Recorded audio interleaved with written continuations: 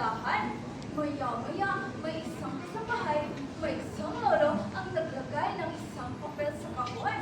Hindi nabasa ni kahon ang nakasulat, pero sabi ng kahon sa sarili, Ay, salamat at meron pa pala akong silbi kahit isang basurahan. dati kasi siyang kahon ng sigarilyo. Sunod na araw, may isang kasambahay ang naglagay ng isang manikang, madumi ang damit at ang dilaw na buhok nito'y hindi pantay ang gupit. Tuwa-tuwa si kahon dahil meron na siyang kasama. Sabi niya kay Manika, Hoy, Manika, sa itsura mo'y parang ika'y pinaglaruan ng batang sa'yo'y umampon. Uy, kaibigan, salamat naman at hindi ko na ako sa loob mo. Ganito kasi yan. Ang isang magandang manika yung una. Maganda ang aking mukha, mabango ang aking damit, at maraming batang na humaling sa akin. Pero, isang batang silbahe ay naglublob sa akin sa putikan at kinupit-gupit ng aking buhok. Ang pangit-pangit na! Naku, kaibigan, kawawa ka naman. May mga bata talaga na dapat i-disiplina. sumunod na araw, may isang ama ang naglagay ng isang asul na rawat sa kahon. Kamusta, kaibigan? Maligayang nagtitisibasurahan! Eto, malungkot. Hindi ako masaya. Oo. Naku, kaibigan, kawawa ka naman. Ano ba ang nangyari sa'yo? O sige, ganito kasi yan. Ako'y isang robot na binili ng isang ama para sa kanyang anak na siya namang pinaibig ng panganay.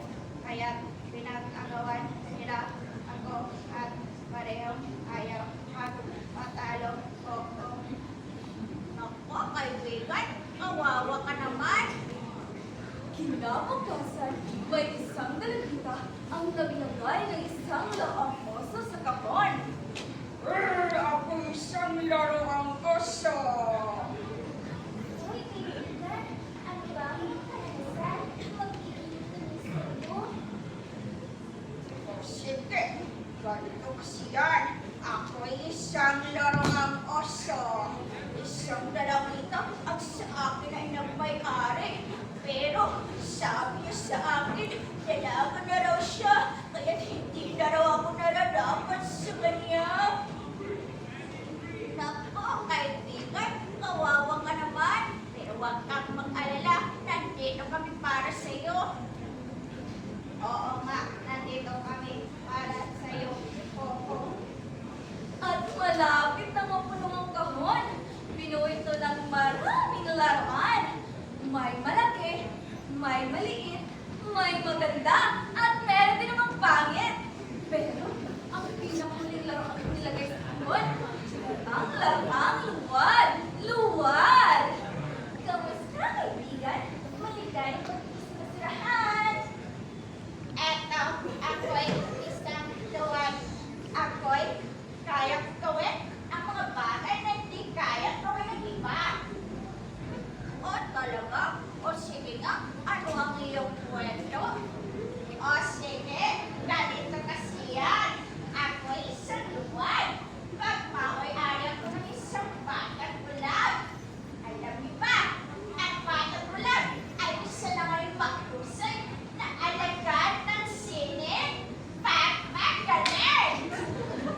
Naku, sa ganung pag-uusap nila, ay malay na palang nirating ni Kahon.